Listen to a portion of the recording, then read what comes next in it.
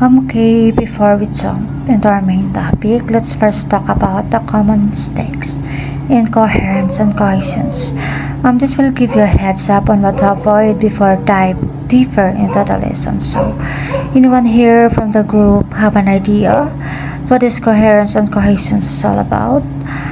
Yeah, I know that this is an audio report, but you can answer it in our chat box below so that Miss Janabel could see it.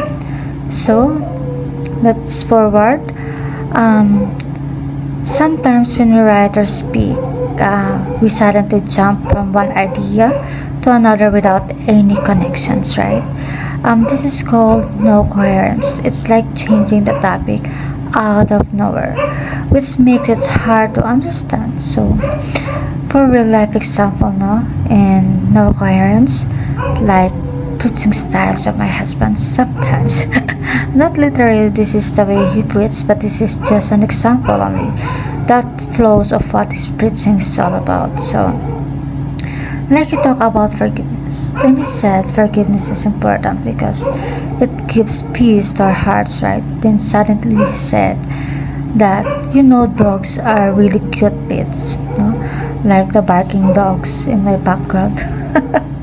Very noisy, sorry for that. Then they make us happy when we're sad. So also the weather today is very hot, so don't forget to drink water. So the speaker started with forgiveness but suddenly talk about dogs and weather.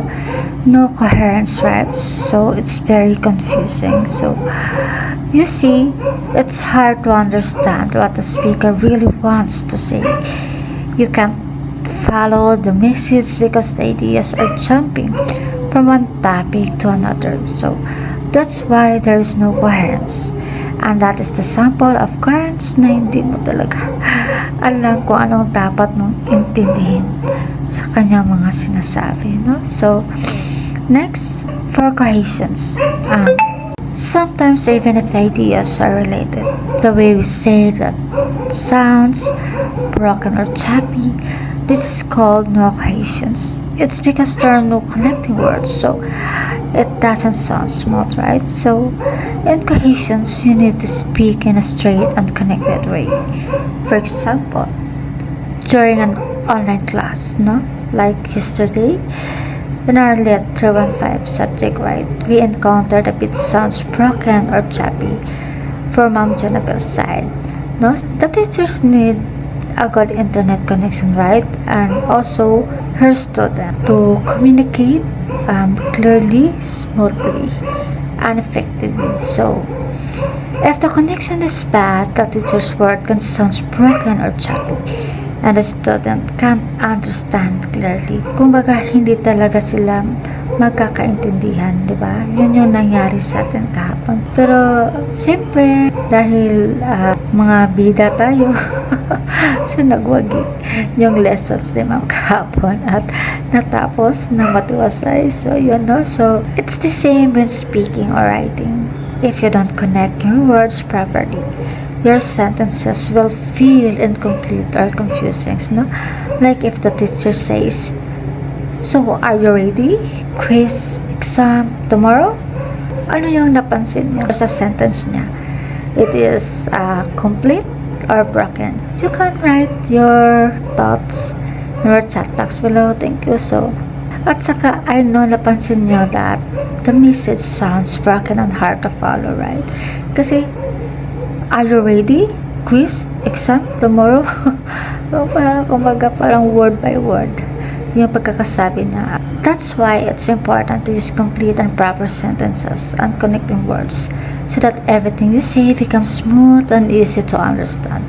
And that is the cohesions. No? Hoping you got it and understand it. So next, what is discourse analysis? Again, before we move to our main topic, let's quickly go back and remember what discourse analysis is all about. No? We can proceed to the coherence and cohesions if we don't know it yet. So, discourse analysis is the study of how language is used in our life.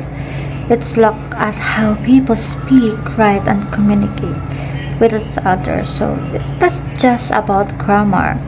It's about how meaning is built through real communications, diba?